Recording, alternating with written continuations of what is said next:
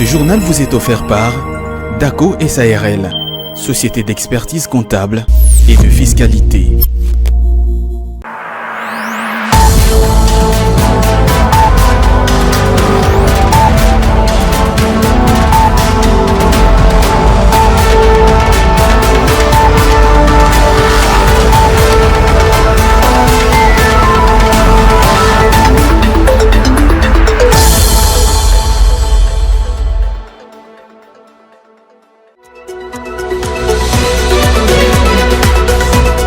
Comment lutter contre les exonérations frauduleuses et maximiser les recettes de l'État en RDC? L'Inspection générale des finances se penche sur la question ensemble avec la Direction générale des douanes et accises, mais également l'Agence nationale des promotions des investissements. Les détails à suivre dans ce journal. Et puis l'administration du ministère des hydrocarbures dispose désormais d'un cadre et structure organique, une importante étape franchie qui permettra à ce ministère de jouer pleinement son rôle dans les efforts de développement socio-économique du pays. Il est temps de vous informer. Bienvenue à toutes et à tous dans cette édition du journal sur Ecofin Télévision.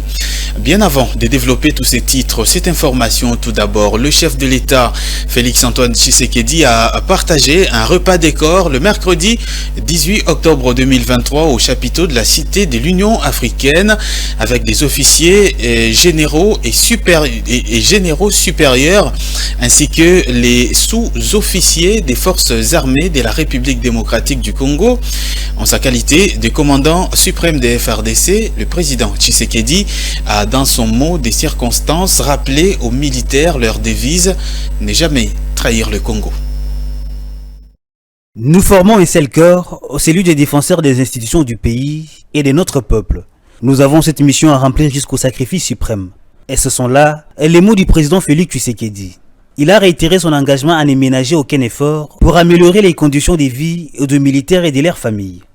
Disant compter sur les femmes et les hommes de l'armée en termes de responsabilité et de fidélité à leur mission, rappelant qu'ils sont là pour la nation et non pour les intérêts individuels, tout en assurant que le gouvernement mettra tous les moyens pour les honorer pendant et après leur carrière.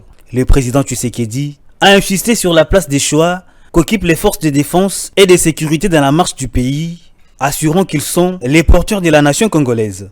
Quant à l'insécurité dans l'est du pays, le chef de l'État a indiqué que le pays est dans une phase délicate. C'est moi votre commandant suprême, il n'y a rien qui arrivera. Ensemble, nous allons gagner ces combats, a-t-il promis. Pour les comptes des FRDC, le général Ekenge a renouvelé leur serment de loyauté envers la patrie et a promis de faire échec à toute tentative de déstabilisation du Congo. Le vice-premier ministre congolais en charge de l'économie nationale, Vital Kamerhe, l'un des représentants de la République démocratique du Congo au Forum sur le commerce et l'investissement au Royaume-Uni, à Londres précisément, a pris la parole le mercredi, une journée consacrée au panel des ministres africains pour réfléchir sur les opportunités d'investissement dont l'Afrique a réellement besoin dans le contexte actuel. En économiste avéré, Vital Kamerhe a au cours de ces panels démontré les indicateurs économiques qui doivent nécessairement être améliorés pour lancer l'Afrique sur les chemins du développement. Par la suite, il a relevé les facteurs qui prédisposent l'Afrique à être un continent au plan d'avenir en matière d'investissement et une réponse aux grands défis du millénaire. Et selon ces derniers, la libre circulation entre pays africains, les infrastructures, les politiques communes sur différents domaines, notamment l'agriculture, l'énergie et les commerces sont des facteurs sur lesquels l'Afrique devrait beaucoup se focaliser pour son développement. En cela, il y a nécessité de voir l'Afrique interconnectée pour développer un partenariat efficace avec l'Occident, notamment la Grande-Bretagne. Et de plus, il est revenu sur les axes à facteurs du développement économique de la RDC et notamment l'agriculture avec une surface cultivable avoisinant les 80 millions d'hectares et 40 millions irrigables. Sur les infrastructures, avec les projets de construction des routes nationales, des voies ferrées et fluviales, l'énergie avec les projets Grand Inga, qui attend toujours des capitaux pour atteindre ce potentiel estimé à 100 000 MW. L'eau douce, dont la RDC détient 53% des eaux douces du continent, la santé, un secteur dans lequel Beaucoup d'actions de grande envergure ont été entreprises par les gouvernements, notamment à travers l'ambitieux programme des 145 territoires, qui a multiplié les centres de santé à travers le pays. En parallèle, la délégation congolaise a eu des entretiens de qualité, et notamment avec celui accordé par les ministres d'État britanniques en charge du développement et de l'Afrique. Dans le reste de l'actualité, je l'ai annoncé dans le sommaire de ce journal, l'administration du ministère des hydrocarbures dispose désormais d'un nouveau cadre et des structures organiques. C'est le vice-premier ministre congolais en charge de la fonction publique, Jean-Pierre Liaou, qui les a remis officiellement au ministre des hydrocarbures, Didier Boudimbu. C'était le mercredi dernier. Cet outil moderne de gestion définit clairement les responsabilités des agents en vue de permettre à ce ministère de jouer pleinement son rôle dans les efforts de développement socio-économique du pays. La signature de ces nouveaux cadres entre le vice-premier ministre en charge de la fonction publique Jean-Pierre Liaou et le ministre des hydrocarbures Didier Boudimbu permet à cette administration de disposer d'un outil moderne de gestion relevant les opportunités de travail qu'offre le nouveau cadre organique du secrétariat général aux hydrocarbures, fruit des travaux de la commission mixte des experts de la fonction publique et des hydrocarbures. Cet outil est en outre destiné à servir de boussole dans la transformation des ressources humaines au sein de l'administration de ces ministères. C'est l'occasion pour le numéro 1 de la fonction publique, Jean-Pierre Liaou, de marteler sur le respect de la vision du chef de l'État, celle visant le rajeunissement qualitatif et compétitif. Nous avons choisi d'agir afin de concrétiser une volonté forte qui s'est exprimée depuis un peu moins de 5 ans dans notre pays, à travers le président de la République, chef de l'État, qui est porteur de la détermination de doter notre pays d'une administration publique qui soit véritablement à la hauteur des enjeux. Les cadres organiques implémentés, élaborés avec un référentiel des emplois. Et ces référentiels fixent le maximum des effectifs à ne pas dépasser. Nous avons là des perspectives qui peuvent nous permettre de recruter. Mais ces recrutements, ainsi que vous le savez, selon la volonté du président de la République, se fait de manière qualitative. Ce cadre organique tombe à point nommé, au regard des besoins de recrutement de nouveaux agents et personnels qualifiés, exprimé par le ministère après les appels d'offres de blocs gaziers lancés il y a peu. Disposant de ces cadres, Didier Boudimbu exprime ainsi son satisfait. Vous savez que nous avons lancé les appels d'offres sur 27 blocs pétroliers et 3 blocs gaziers. Donc ça fait que nous avons besoin encore de plus de personnel et des agents qualifiés pour pouvoir nous aider à remonter le secteur des hydrocarbures. À noter que ces nouveaux outils sert d'instrument de référence pour satisfaire les impératifs de la maîtrise des effectifs et de la masse salariale.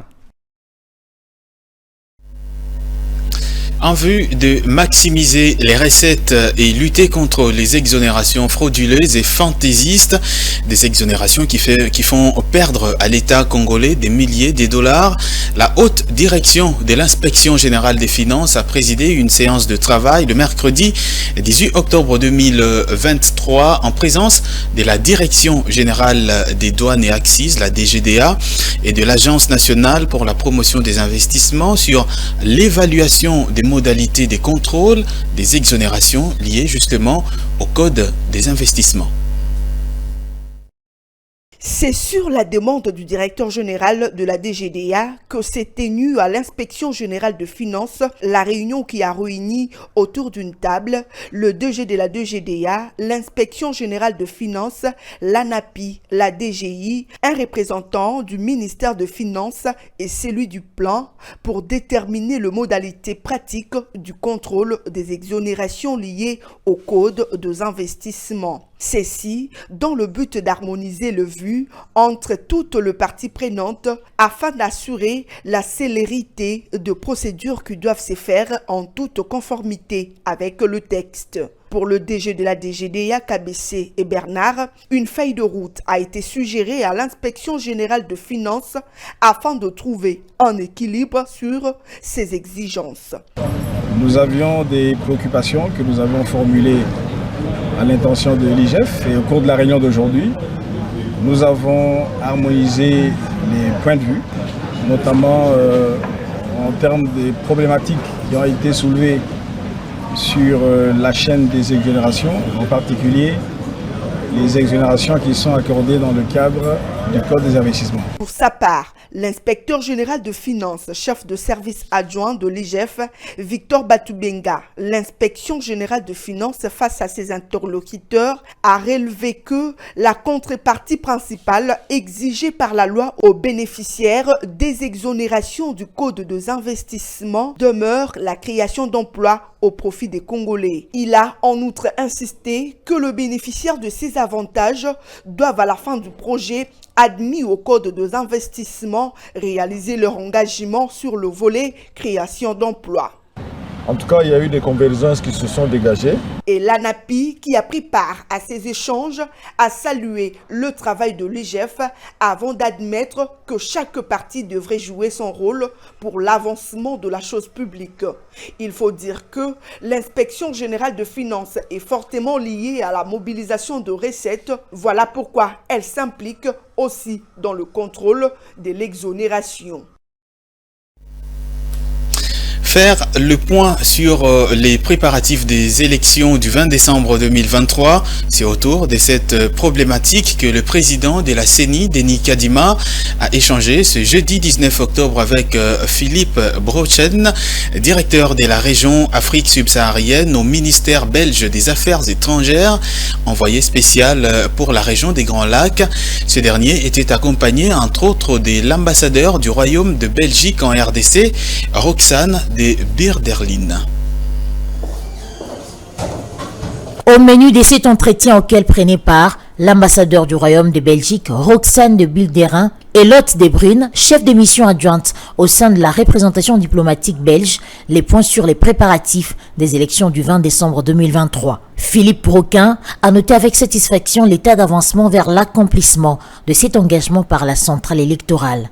Il était question des préparatifs des élections, qui est un grand moment, qui est un moment extrêmement important au niveau de la RDC. C'est un moment de grande mobilisation au niveau de la population. Nous avons discuté de l'avancement des préparatifs dans le cadre des élections. On a discuté d'un ensemble de choses, que ce soit la publication des listes, que ce soit la question du nombre de candidats, qui est extrêmement impressionnante. Pour la CENI, il se montre effectivement rassurant dans sa capacité à pouvoir mettre en place les élections. Et donc là, on vient bien évidemment l'écouter. Nous ne sommes pas une observation électorale, nous n'en avons pas la capacité, mais il est important pour nous de nous enquérir auprès du président de la CENI de l'ensemble des éléments d'information. À noter également que la question de l'observation électorale et celle en termes de communication et des suivis des médias ou encore des réseaux sociaux étaient évoquées au cours de l'entrevue.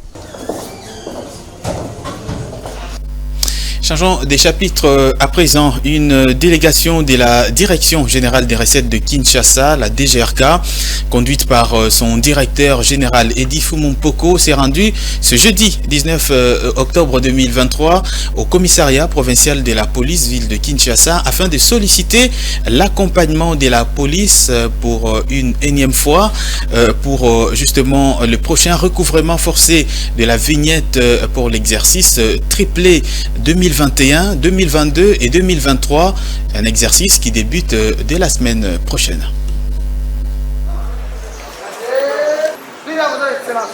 Nous sommes une délégation de la DGRK conduite par son directeur général, M. Eddy Fumumpoko. Comme nous l'avions si bien annoncé depuis tout le temps qu'il y aura recouvrement forcé de la vignette. Et nous l'avions annoncé, comme je venais de le dire, que nous, la DGRK sera accompagnée par la police. C'est comme ça que nous sommes venus rencontrer les commissaires provinciaux de la police pour voir comment nous allons mettre les équipes en place. Parce que déjà la semaine prochaine, le recouvrement forcé de la vignette va commencer. Et la police sera avec la DGRK pour voir tous ceux qui n'ont pas payé quand il y avait le recouvrement à l'amiable ou le recouvrement volontaire. Donc la grande information pour les assujettis, c'est le recouvrement forcé de la vignette qui débute la semaine prochaine.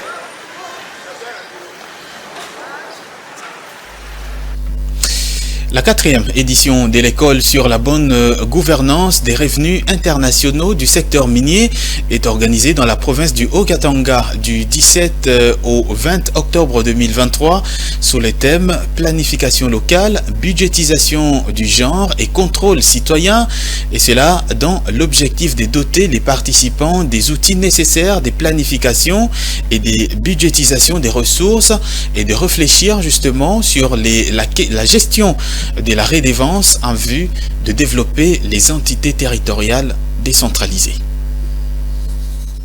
Pendant 4 jours, les animateurs des entités territoriales décentralisées, les membres de la société civile, les comités locaux de développement de la province du Haut-Katanga et du Lualaba réfléchissent sur la gestion de la redevance en vue de développer les entités territoriales décentralisées. Cet atelier vise également à doter les participants des outils nécessaires, des planifications et des budgétisations des ressources. La ministre provinciale du genre, famille et enfants, qui a représenté les gouverneurs de province, est revenue sur l'importance de ces assises avant d'inviter les participants à approfondir les analyses de développement pour les entités territoriales décentralisées. C'est ici l'occasion pour moi de rendre hommage au président de la République, chef de l'État, son Excellence M.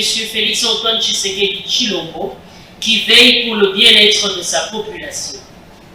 Je reste par ailleurs convaincu, pour ma part, que cet exercice permettra de donner aux experts toutes les informations utiles et nécessaires pour une bonne impulsion au processus de planification, de programmation, de budgétisation et suivi et évaluation des investissements publics au sein de vos ETD dans vos provinces respectives. Soyez rassurés de la volonté du gouvernement provincial à capitaliser vos efforts pour améliorer la gouvernance locale. Organisé dans le cadre du projet de bonne gestion des revenus internationaux du secteur minier en République démocratique du Congo, cet atelier de formation va se clôturer le vendredi 20 octobre, une journée qui sera consacrée à une descente à la chefferie de Balamba pour s'imprégner de la gestion de la redevance minière. C'est dans l'objectif d'évaluer la situation de la santé animale en République démocratique du Congo qu'a eu lieu le lancement de la mission d'évaluation des services vétérinaires en début justement de semaine ici à Kinshasa. Plusieurs experts congolais de ce secteur, voire certains pays étrangers, ont pris part à cette rencontre dont la mission est de s'enquérir du niveau des services vétérinaires congolais. C'est un commentaire des Betty Tanfoumou. L'objectif de cette mission est de mesurer les niveaux de services vétérinaires en République démocratique du Congo au regard de normes internationales résumées en 5 compétences critiques, et chacune de celles-ci sera évaluée pour voir si la République démocratique du Congo en tant que pays respecte ces normes. Et sinon, quels sont les écarts et comment l'aider à les combler? Ce n'est pas un audit d'après l'expert de l'Organisation mondiale de la santé animale OMSA. À l'en croire, c'est pour permettre au pays de pouvoir connaître sa situation, définir des objectifs en vue de les améliorer et répondre aux normes internationales. À l'entendre, cette mission vise à évaluer les capacités de la République démocratique du Congo de surveiller les maladies animales, de diagnostiquer celles-ci dans les laboratoires et de contrôler les animaux qui entrent sur son territoire. Cela soulagerait tant soit peu la population congolaise. L'on se souvient, comme si c'était hier, l'histoire de ces chiens de race interdite sous d'autres cieux, pitbull, enragés, qui s'en étaient pris à la petite fille Angélie. D'ailleurs, plusieurs chiens et chats en RDC ne sont pas vaccinés. Pour rappel, l'Organisation mondiale de la santé animale, OMSA, a pour mission d'améliorer la santé et le bien-être des animaux et d'aider le service vétérinaire nationaux. Pour ce faire, elle établit de normes internationales permettant ainsi un commerce sécurisé des animaux et de leurs produits, ainsi que l'amélioration de la prévention et du contrôle de maladies animales.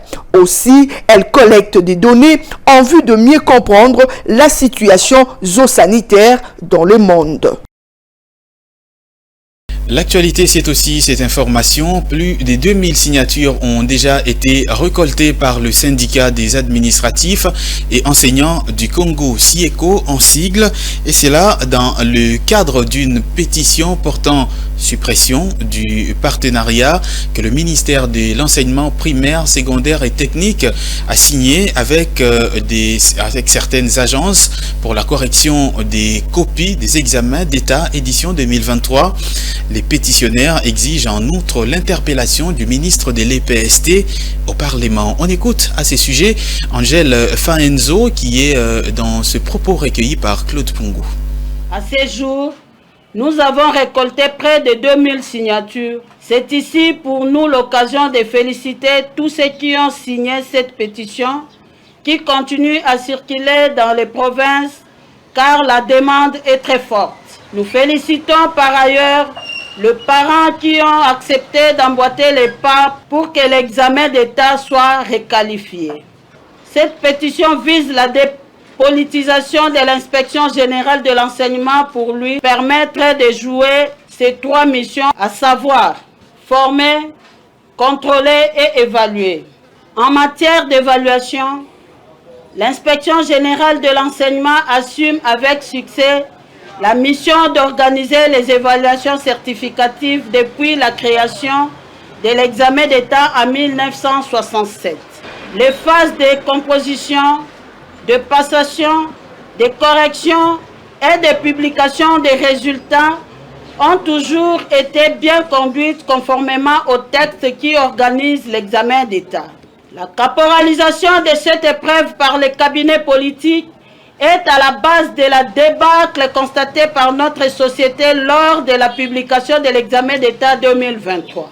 Pour l'édition de l'examen 2024, les SIADEC demandent au gouvernement 1. De payer les arriérés de primes des inspecteurs et intervenants à l'examen d'État 2022 et 2023. 2.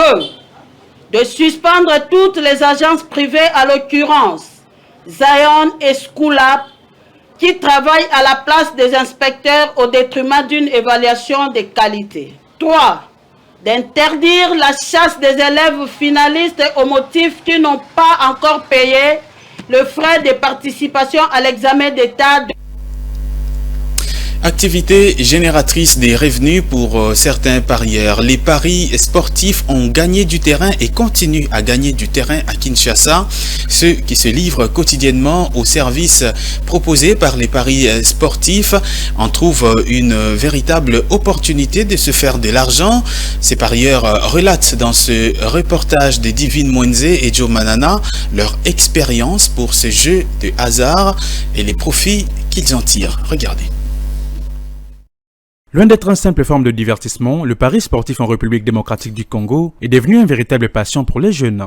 Ils s'y lancent dans l'espoir de remporter les cagnottes colossales qui s'élisent en millions, voire en milliards de francs congolais que ces opérateurs proposent à leurs parieurs. Il y a de quoi leur faire rêver. C'est assurément dans l'optique de changer leurs conditions de vie socio-économique qu'ils prennent d'assaut le service de ces opérateurs de jeux d'hasard. C'est le lieu ici de raviver leurs enthousiasmes à ces jeux.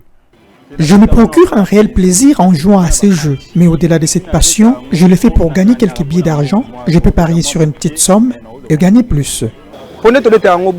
Ce jeu, nous le jouons pour nos gagne-pains. En cas de crise financière ou d'une urgence qui nécessite une somme d'argent, nous misons quelques pièces et nous en gagnons gros. Le pari sportif décompte tant soit peu nos corvées financières quotidiennes et il nous arrive avec ces montants gagnés de réaliser nos activités commerciales et même de combler certains besoins. Le pari sportif est devenu pour moi plus qu'un simple jeu. Je ne peux plus m'en passer au regard des avantages que j'ai déjà tirés de ces jeux. Cela n'engage que moi. Je peux faire un effort considérable pour ne plus le jouer, mais je n'arrive pas. Compris comme un jeu d'argent sur la prédiction d'un événement lors de la rencontre sportive, le pari sportif constitue un vrai business dans notre pays, le cas de la France où ces jeux a généré plus de 615 millions d'euros lors de la Coupe du Monde 2022. Place à présent à la revue de presse concoctée pour vous par Fulgence Milayi.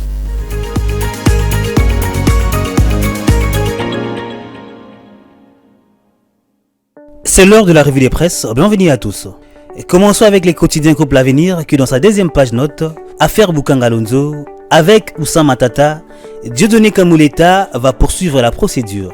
Une fois de plus, le Premier ministre honoraire et sénateur de son État était encore absent de l'audience le lundi 16 octobre 2023, alors que toutes les parties au procès étaient bel et bien présentes. Ses avocats ont informé la haute cour de son état de santé qui serait toujours critique pour ne pas se présenter à la barre.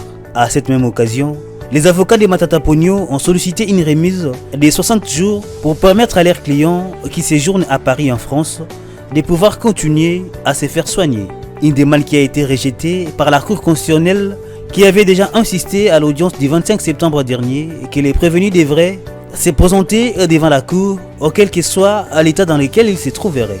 Le journal conclut, cependant du côté des avocats d'autres prévenus, quelques exceptions ont été soulevées sur la compétence de la Cour constitutionnelle à juger leurs clients, notamment du côté de l'homme d'affaires sud-africain, où ces avocats ont évoqué aussi la question de sa nationalité et les clauses de la convention qui liait le gouvernement congolais à la firme sud-africaine Mafricom. Les exceptions qui ont été balayées rapidement par les ministères publics et a demandé à la Cour de poursuivre avec la procédure jusqu'à la fin. A noter que la Cour constitutionnelle va se décider de juger par contumace ou pas le Premier ministre honoraire Augustin Matata Ponyo s'il ne se présente pas à la prochaine audience fixée au 23 octobre prochain. Cette revue se termine par la prospérité qui dans sa 7e page écrit « Partenariat public-privé avec la société chinoise China Jiangxi Sama Lukonde encourage la réalisation des travaux de qualité ». Le Premier ministre Jean-Michel Sama Lukonde a échangé ce mardi 17 octobre 2023 dans son cabinet de travail avec une délégation de la société China Jiangxi conduite par son président-directeur général. Ce PDG est venu présenter non seulement ses activités au chef de l'exécutif central, mais aussi le remercier pour la confiance et la collaboration que le gouvernement congolais accorde à sa société. Au sortir de l'audience, il s'est exprimé en ces termes.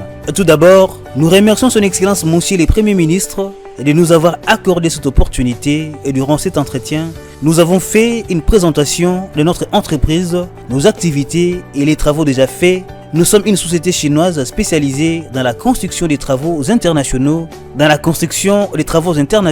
Au cours de cet entretien, le Premier ministre nous a encouragés à faire des recommandations à propos de notre travail. Le journal conclut en disant, à son actif, il a la construction de la route Kasomelo-Pueto sur la route nationale numéro 5 et le tronçon Ochika-Pakamoncha qui quitte Banchamba sur la nationale numéro 1, la réhabilitation de l'aéroport national de Mbujimayi et tant d'autres projets. Fin de cette revue de presse, merci à vous de l'avoir suivi.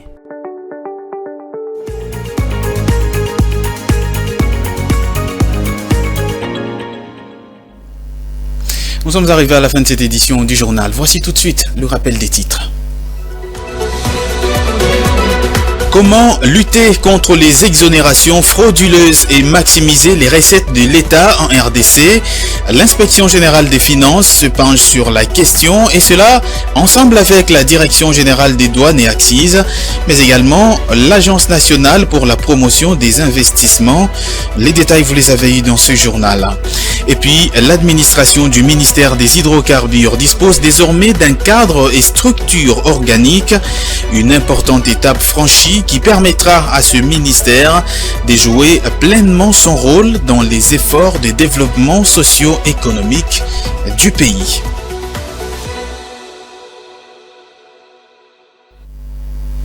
C'était le journal de la rédaction des Ecofin Télévision. Merci à toutes et à tous de l'avoir suivi. Je vous recommande de continuer à suivre nos programmes qui sont en continu sur vos antennes. D'ici là, portez-vous bien et prenez soin de vous.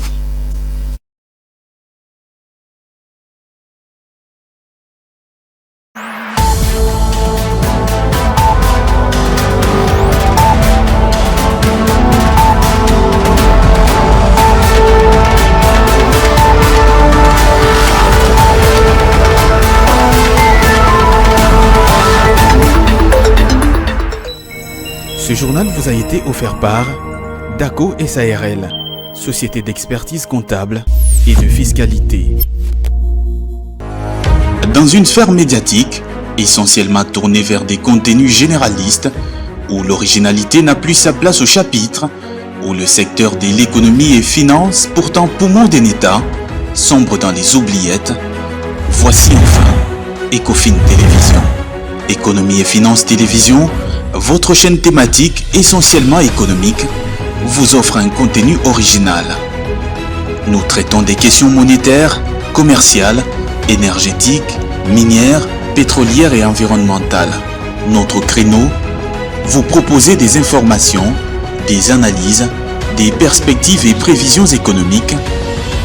Ecofin Télévision vous permet également de comprendre la coopération entre les États et les institutions, sans oublier l'épineuse question de la dette. Ecofin Télévision, tout savoir sur les investissements, les échanges commerciaux, la balance commerciale et la balance des paiements, le taux d'échange, l'état des lieux de la lutte contre les détournements des finances publiques, la coopération bilatérale ou multilatérale. Ecofin Télévision vous explique comment l'économie nationale est directement liée à l'économie mondiale. Notre particularité fait notre originalité. C'est pourquoi nous disons Ecofin Télévision, mieux que savoir sur l'économie et finances, comprendre.